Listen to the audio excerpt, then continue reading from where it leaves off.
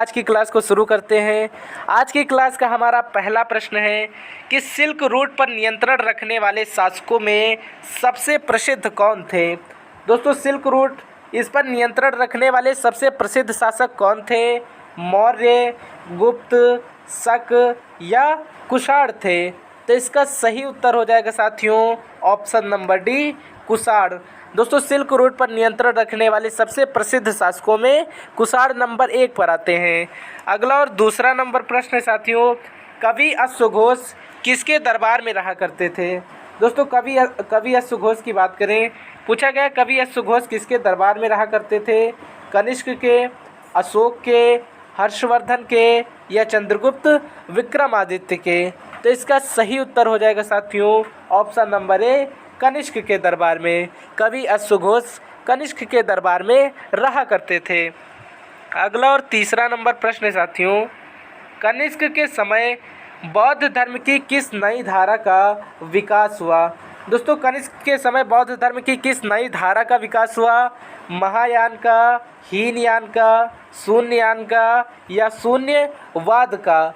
तो इसका सही उत्तर हो जाएगा साथियों ऑप्शन नंबर ए, महायान का। दोस्तों, कनिष्क के समय बौद्ध धर्म की महायान शाखा का उदय माना जाता है या महायान शाखा का विकास माना जाता है।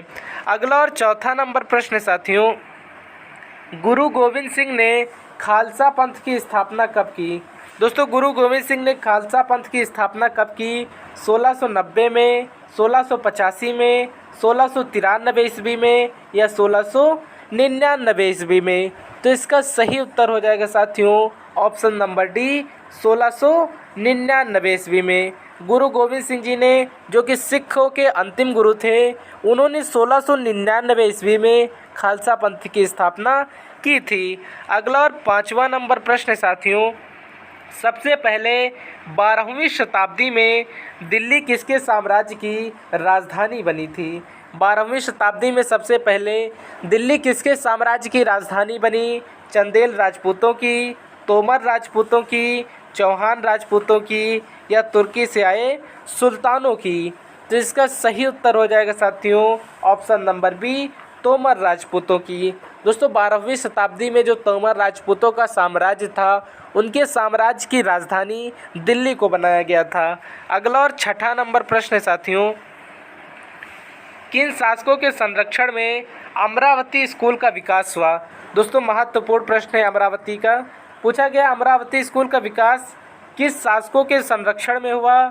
सातवाहनों के, पल्लवों के, शकों के या कुषाणों के। तो इसका सही उत्तर हो जाएगा साथियों ऑप्शन नंबर ए, सातवाहनों के। दोस्तों, सातवाहनों के संरक्षण में अमरावती स्कूल का विकास माना जाता है। अगला और सातवां नंबर प्रश्न है साथियों, तंजौर के बृहदेश्वर मंदिर का निर्माण किसने किया। दोस्तों, तंजौर के बृहदेश्वर मंदिर का निर्माण किसने करवाया? चोलों ने, पांडवों ने, राष्ट्रकूटों ने या चंदेलों ने। तो इसका सही उत्तर हो जाएगा साथियों ऑप्शन नंबर ए, चोलों ने। दोस्तों, चोलों ने तंजौर के बृहदेश्वर मंदिर का निर्माण करवाया था। चोलों की अगर बात करें तो इनके सबसे प्रसिद्ध शासक जो थे वो राजराज प्रथम और राजेंद्र चोल सबसे प्रसिद्ध शासकों में आते हैं।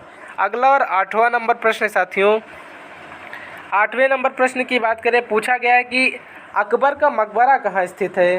दोस्तों, अकबर के मकबरे की बात करें, फतेहपुर सीकरी में, मेरठ में, दिल्ली में या सिकंदराबाद में। तो इसका सही उत्तर हो जाएगा साथियों ऑप्शन नंबर डी, सिकंदराबाद में।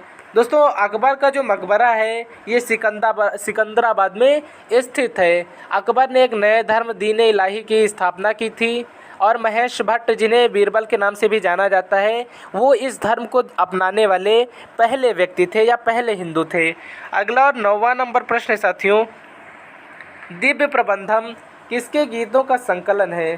दोस्तों, दिव्य प्रबंधम की अगर बात करें, पूछा गया दिव्य प्रबंधम किसके गीतों का संकलन है? अलवर का, नयनार का, ब्राह्मण संतों का या सूफी संतों का।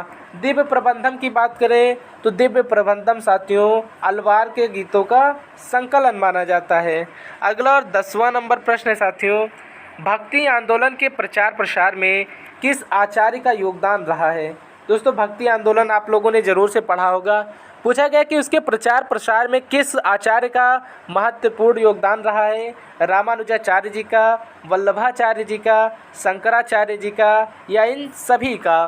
तो इसका सही उत्तर हो जाएगा साथियों ऑप्शन नंबर डी, इन सभी का। रामानुजाचार्य जी का भी, वल्लभाचार्य जी का भी और शंकराचार्य जी का भी, इन सभी का योगदान भक्ति आंदोलन में भरपूर है। अगला और 11वां नंबर प्रश्न है साथियों, कबीर के गुरु कौन थे। दोस्तों ये कई बार पूछा जा चुका है और संभावित आपकी परीक्षा में जो कि 7 जुलाई को आयोजित होने वाली है उसमें भी पूछा जा सकता है। पूछा गया कि कबीर के गुरु कौन थे, रामानंद, रामानुजाचार्य, वल्लभाचार्य या शंकराचार्य। तो इसका सही उत्तर हो जाएगा साथियों ऑप्शन नंबर ए, रामानंद।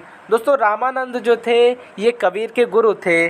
अगला और 12वां नंबर प्रश्न है साथियों, 12वें नंबर प्रश्न की बात करें तो पूछा गया कि पहली इंग्लिश फैक्ट्री 1651 में कहाँ शुरू की गई। दोस्तों पहली इंग्लिश फैक्ट्री की अगर बात करें तो 1651 में स्थापित हुई। पूछा गया 1651 में कहाँ स्थापित की गई। हुगली नदी के किनारे, सूरत में, गंगा नदी के किनारे कानपुर में या विशाखापट्टनम में। तो इसका सही उत्तर हो जाएगा साथियों ऑप्शन नंबर ए, हुगली नदी के किनारे 1651 ईस्वी में पहली इंग्लिश फैक्ट्री बनाई गई थी। अगला और 13वां नंबर प्रश्न है साथियों, 1765 ईस्वी में मुगल सम्राट ने किसे बंगाल प्रांत का दीवान नियुक्त किया था। ईस्ट इंडिया कंपनी को, सिराजुद्दौला को, मुर्शीद कुली खां को या अलीवर्दी खां को। तो इसका सही उत्तर हो जाएगा साथियों option number A, east India company को 1765 ईस्वी में मुगल सम्राट ने बंगाल प्रांत का दीवान नियुक्त किया था। अगला और 14 नंबर प्रश्न है साथियों, अंग्रेज़ों ने पंजाब का अधिग्रहण कब किया। दोस्तों अंग्रेज़ों ने पंजाब को अपने क्षेत्र में कब मिला लिया। 1840 में, 1845 में, 1849 में या 1850 ईस्वी में। तो इसका सही उत्तर हो जाएगा साथियों 1849 ईस्वी में। 1849 ईस्वी में अंग्रेज़ों ने पंजाब का अधिग्रहण कर लिया था।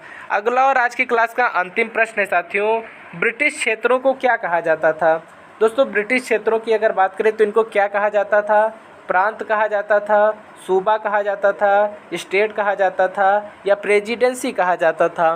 तो इसका सही उत्तर हो जाएगा साथियों ऑप्शन नंबर डी, प्रेसिडेंसी।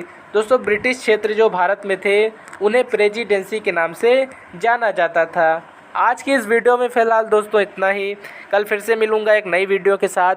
तब तक के लिए मैं दिव्य रघुवंशी आप लोगों से विदा लेता हूँ। जय हिंद, जय भारत साथियों।